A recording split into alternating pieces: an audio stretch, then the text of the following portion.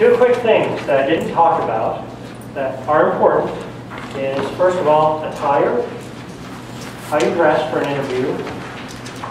And I really don't want, I'm not going to do the spiel on the whole attire, but really, guys, it's pretty simple.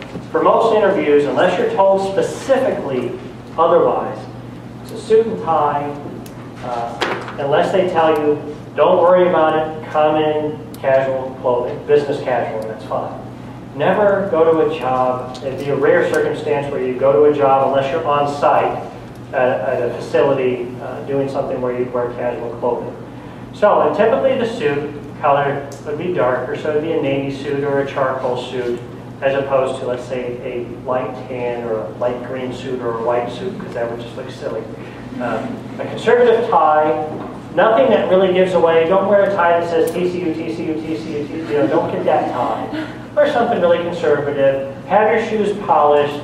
A belt. Everything fits right. So just be pretty standard with that. And I'll tell you, just go to any store. They'll take care of you. Joseph A. Bank, Men's Warehouse. They'll just hook you up with everything you need. They'll fit it and do everything. And for women, some of the biggest factors, and I don't know all the factors, but some of the factors that I've heard my colleague talk about would be, I guess heel size is important. Please don't wear 4 or 5 inch heels to an interview. I guess that looks odd.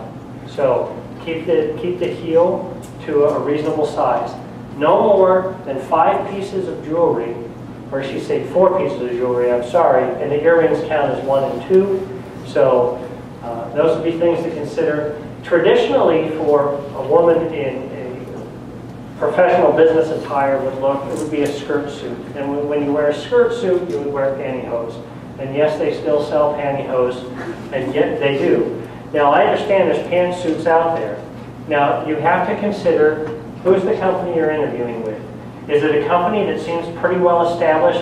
Is their management team significantly more mature, so you may want to be more conservative? Or is it a company that seems pretty young and fresh, and where you can be a little more creative with how you dress? Are you in fashion merchandising? Well, that would probably influence what you wear to an interview. We always tell people to be really conservative, though. Another comment we get a lot of times on women attire is making sure to wear a blouse that's not too low cut. And so make sure that it's a high-cut shirt, and that way you're less likely to have any negative perceptions come out. And the same thing with the guys, keeping the color of the suit really neutral.